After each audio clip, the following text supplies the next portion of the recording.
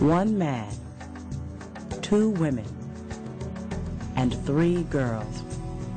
With the help of USAID's Africa Education Initiative, are attempting to change a culture, a people, and possibly a nation. Ladama Olekina, a Maasai from Narok, Kenya, an activist for cultural awareness and founder of Maasai Education Discovery, has been on a mission. I saw a need for education and decided that it would be good to focus on female education. Traditionally and historically, girls have not been favored. A lot of them are married off when they're still very young, and women don't really own any property. It's just not fair, and our future depends on women. I met Dr. Sarah Morton, who, when I shared with her my passion to help improve the community, she then shared with me her program. So we teamed up and we started working together. USAID has been a tremendous boost, because this year we have a total of 700 girls who we are working with, funding through USAID. Ladama came to my high school and he was recruiting Maasai girls that had financial problems. The headmistress happened to give out my name, and so I joined MED. I joined Maasai Education Discovery Club, studied computers for 1 year. And luckily, I came here. So Ladama came looking for us, and that was really something that I always appreciate. At MED, we do a variety of different things. Training for young girls. These are really needy girls, and we train them in computer training. And 100% of our girls are funded through our own ways and also through USAID. These girls were among the first girls funded through the Ambassador Girl Scholarship Program. I'd say to them, if you guys do well, I will get you a scholarship to go to America. So I met Dr. Daniels, the president of Chicago State University, and also spoke a lot with Dr. Sarah Morton. I just found myself saying, what would it mean if you had Maasai girls in your school? You know, they would bring you diversity. They would bring you change in your school. The school would really gain a lot from them. And in return, you'd be giving something back. Then she said, sure. I said yes. And so as a result of that interaction, I was willing to sponsor 3 young women from Kenya. Dr. Daniels said, listen, what can we do to help? And she is now paying for the full scholarship for 3 Kenyan students who hope to become doctors and go back to the Maasai area, Narok, in Kenya. I happened to be one of the 3 girls who did really well in their final exam, and I got a scholarship to Chicago State. When the results came out and I was among them, I was so happy. It was, I guess, one of the most happiest things that I've ever, encountered, because I knew that was a great opportunity for me to fulfill my dreams. I was quite excited. I didn't believe it because I had never thought about it. And then when it came to coming over, it was kind of painful, leaving my parents, leaving my friends, leaving, the whole community. I had to get the blessings of their community, because I really want these girls to be able to remember where they come from. So I visited their homes, and I was very happy with the decision that I'd made, because they all spoke about wanting to come back home. They wanted to be doctors who can come back and give back to the community. It's like everybody owns me in the Maasai community. Every parent is my parent, So as I grew up and going to school, there's always this big community, appreciating my excellence, appreciating me being to school. It was pretty hard leaving my family behind. As much as it was exciting, it was frightening too. I got some really good culture shocks. Back home we are a community, everybody's together. But you get here, you're all by yourself. Agnes recently lost her father, and she had to make a decision as to whether or not she would go back home and get pulled back into that setting, because she was the oldest child, and so she made that difficult decision not to go back home, but to remain and continue her studies and do her mourning right here.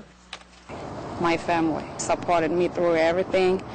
The most important thing that they ever did was believing in me. Even when I didn't believe in myself, they still pushed me to be where I am right now.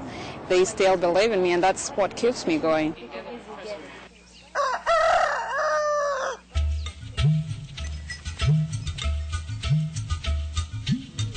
When he heard I was going to America, he was really excited and he loved it. He really thanks God and thanks Ledama, because Ledama opened a way for me to go to America. My mom has played a big role to make sure that I am the person I am, to make sure that I get the education I get, to see to it that I am successful. They did not go to school and they feel really inferior that their parents didn't take them to school. So they just pray to God that He gives them the strength to take all their kids to school. I've developed to be a better person because I've encountered so much diversity. I meet different people and I get to appreciate how they think and how they look and perceive a lot of other stuff. They're excellent students. Academically, they're 4.0s, and through that challenge and them coming back and wanting to come back home, it just really encourages me to continue doing that. My greatest expectation, of course, is that they will return home and that they will continue their education and become physicians, and we will do everything that we can to promote that.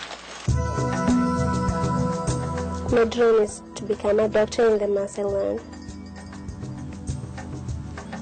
and to help the people, to become a voice of the woman in the Maasai land, and in Kenya as a whole, and in the world as a whole. You should work hard in school. I see myself as this counselor for girls. I see myself as this mentor for a whole community.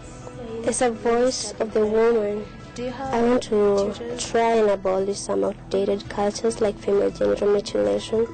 I will use the authority that I will have as a doctor to fight for the right of the women. So my getting a degree means so much to my community. I definitely have to be a doctor and go back there and help them out because they need me. I'm doing my undergrad in Chicago State, and that's the foundation that I'm building to, that will lead me to my medical school. Being a Maasai girl who's a doctor, I'll be the first one. So you can imagine how that will mean to the whole community. I'll give it back to them as much as they need it and as much as they supported me. I want to go to a medical school and study medicine. I might probably do internal medicine, and I will be going back to Kenya to help those people because I have to. It's not choice. I have to go back and help these people back in Kenya. And if we keep brain draining the country, then we're not going to help it. One of the major things that I always tell all the students, especially the Kenyan girls, is that never forget where you come from, never forget your culture, gain a Western education, go back and change the world.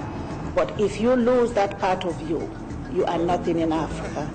And I tell them, know that women are the custodian of African tradition and history. Once that is lost, you are lost. I don't care who you are. I am the culture, so I am myself, I am the Maasai, I am whatever I will be, I'll always remain myself. You're not getting it? You cannot forget your culture. We've learned from them and they've learned from us. And so it's been a mutual sharing. And I hope that when they leave us, they will have a great appreciation of American life and democracy. And we will have a better understanding and appreciation and sensitivity to their culture as well. We are all committed. We're doing these things not because we have to do them, not because it's a job, but because it's something that must be done to be able to guarantee the future of our people. Maasai Education Discovery, USAID, and Chicago State University, I definitely attribute my success to them. For USAID, Dr. Morton and their finance to MED tours, they've really helped us, and they definitely motivated me and challenged me to achieve my goals. It's an awesome move to promote the girls' education and just let girls see and the community see that girls are just an important asset that cannot be let down. I'm definitely going to be a mentor. They're going to be seeing me everywhere because I'm going to let these girls know that they're strong, they're powerful, they can do just absolutely anything.